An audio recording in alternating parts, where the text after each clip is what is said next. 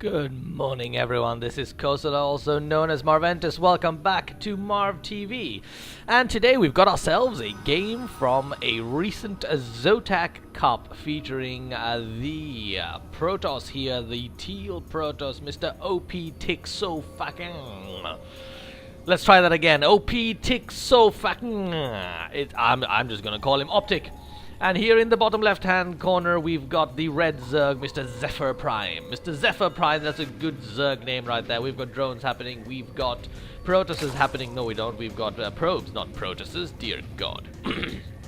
Besides, I'm fairly sure the plural of Protosses is Protossi. But hey, you know, we're in the ZOTAC Cup where the map is the Shakuras Plateau. What do we have here? We've got ourselves a pylon being put down here already by our Protoss player. Optik is up to some shenanigans, but I'm not entirely sure what yet. Oh, I see. I think he might simply be preparing for an early expansion. It's entirely possible.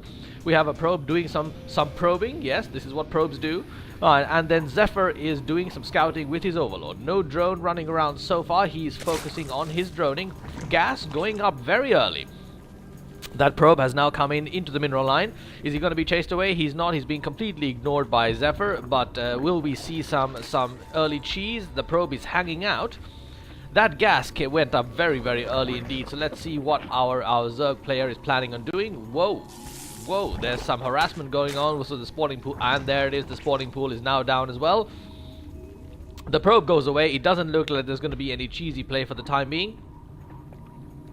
And we have hold on, I think I'm about to sneeze.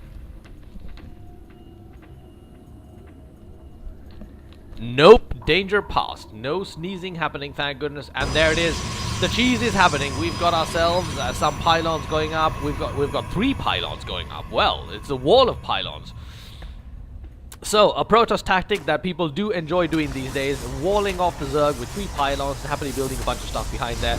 All 3 of those pylons now coming up. This could be a rough gig for our Zerg player. We've got a cannon appearing behind, and now he is walled in. How will he respond to this? The proper response to this would be anything from roaches to a nidus to exit the base, but let's see what our Zerg player does. In the meantime, at the front of the expansion platform, Optik is getting a forge up, or has already gotten a forge up, and looks like he's not doing a whole lot else. So he is committing to his front wall off. So we've got a cannon now up, and we've got a Baneling's Nest and Mutalist and Metabolic Boost out for our Zerg player. Now then, does that mean that he's going to rush this bunch of Banelings? He might. Is he going to get that probe? No, he gets the probe, manages to get away. He's coming back for another round, but no, he's not going up that ramp.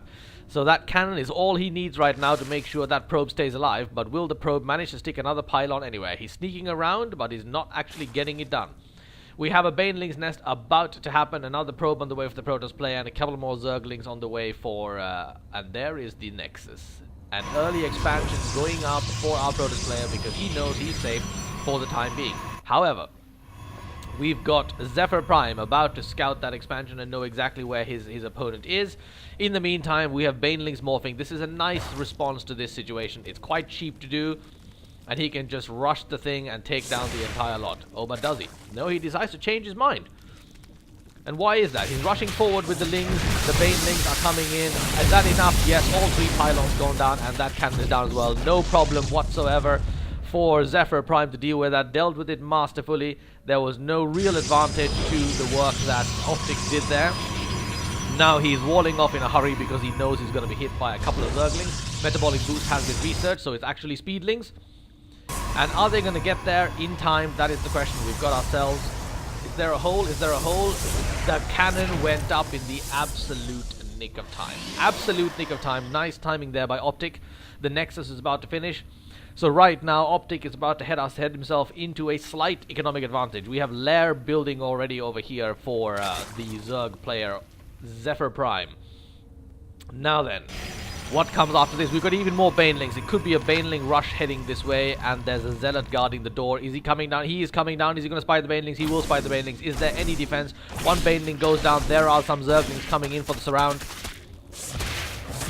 And yes, he just makes it. He just makes it. That Zealot just made it out of there alive. He has spied the Banelings, however, so I would imagine he is expecting a Baneling rush in. The lair is about to finish over there. And we've got a cybernetic score coming out for our Protoss player. This is turning out to be a pretty damn interesting game so far. So to recap, the Protoss opponent tried to do a little bit of shenanigans here in the front of the base. That did not work out well. It was dealt with very masterfully by our Zerg player, who now has an Overlord hanging up back here. There is an economic advantage for the Protoss player because he's got his expansion down already, and the Zerg player is still on one base. But the Nidus network is building. So he is going to try to Nidus his way into the base, and that Overlord is in a beautiful position to do so. Nothing is in sight. So let's see how this winds up working.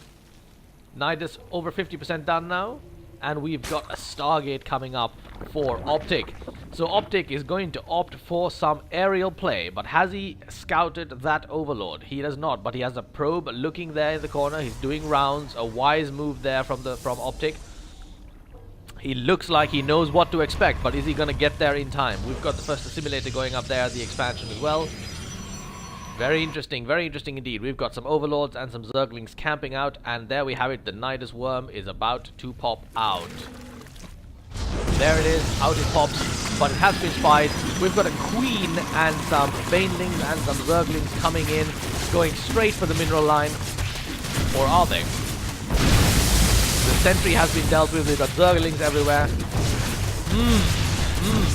This looks dangerous for our Protoss player. His mineral line has been devastated. He's being attacked all over the place by Zerglings, but those cannons are dealing with it in the front of the base. Over here, that looks like it's in trouble. The Nexus is in trouble. It is surrounded by speedlings. There's no mining going on there whatsoever.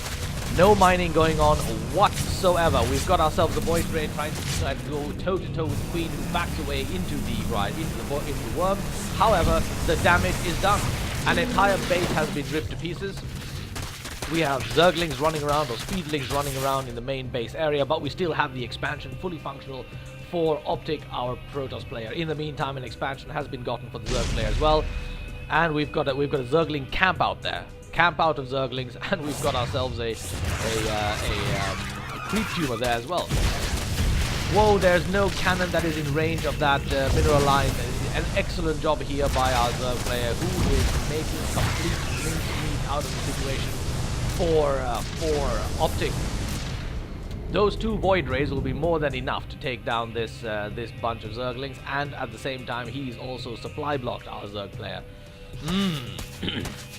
But this is quite a considerable mineral loss for our Protoss player, Mr. Optik. Optik is in a little bit of trouble, but he still has one base. He's still economically alright.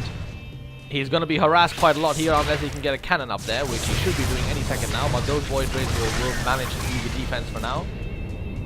Good harassment going on continuously from our Zerg player ZephyrPrime.